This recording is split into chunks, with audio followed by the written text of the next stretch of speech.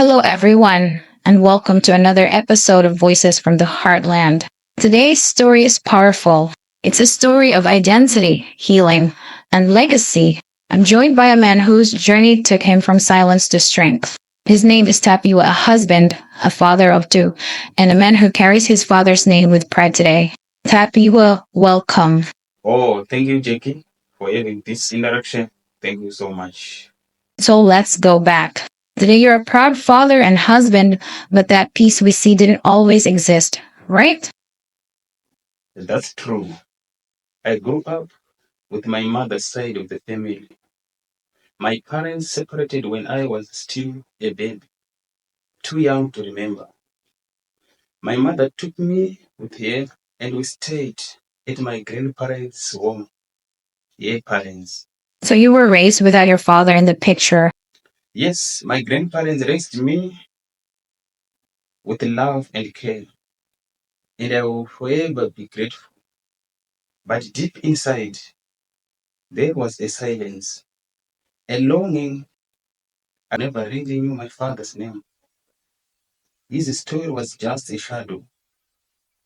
Whenever I asked my mother, her face would fall. She would just say, "It's complicated." And you lived with that silence until when? Until I was 19, that's when it all changed. One day, an elder from our village, a wise, quiet man, called me. He looked me straight in the eye and said, "Son, the name you carry is no roots. It's time you return to your father's home. Care his name." Well, what was that like hearing those words? It shook me. I didn't know what to feel: fear, anger, sadness. But somewhere deep inside, I knew he was right. I couldn't keep living without knowing where I truly came from. Did you talk to your mom about it? Yes, for the first time in my life, I saw her cry. Not just tears, but deep, aching sorrow. She said, "What if they don't accept you?" And I said, "Then at least I will know." And you went. I did, with just a small bag and a heart full of questions. When I arrived at my father's village, his older brother came out and just stood there, staring at me. Then he whispered, "You are Ranga's son, aren't you?" I nodded and he hugged me. That must have been so emotional. It was. A part of me broke and healed at the same time. I met my father, older, tired, but when he saw me, he didn't need to say just a word. We just embraced. It was as if time paused for both of us. Did it take time to feel like you belonged? Yes, I had to learn the ways of his people, our traditions, even how to greet elders properly.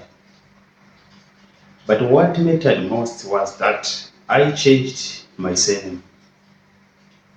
I reclaimed the name I was born to carry. And now you have your own family, two children. That must feel incredible. It does. My son knows our family name. My daughter knows our roots. We visit both sides of the family, my mom's and my dad's. And for the first time, I feel wow.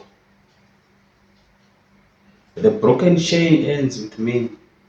I carried the name forward.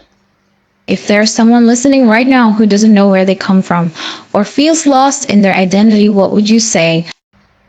I would say don't be afraid to search. Even when it hurts, your name, your roots, they matter. They don't just define you, they ground you. If possible, forgive. Even those who failed you might have been broken too. That's so powerful. Tapiwa, thank you for your openness. Your journey isn't just personal, it's universal. It reminds us that healing is possible and our names carry power. Thank you, Jackie. You've been listening to Voices from the Heartland. If Tapiwa's story touched you, share this episode. Let someone else know they're not alone. Until next time, stay rooted, stay real.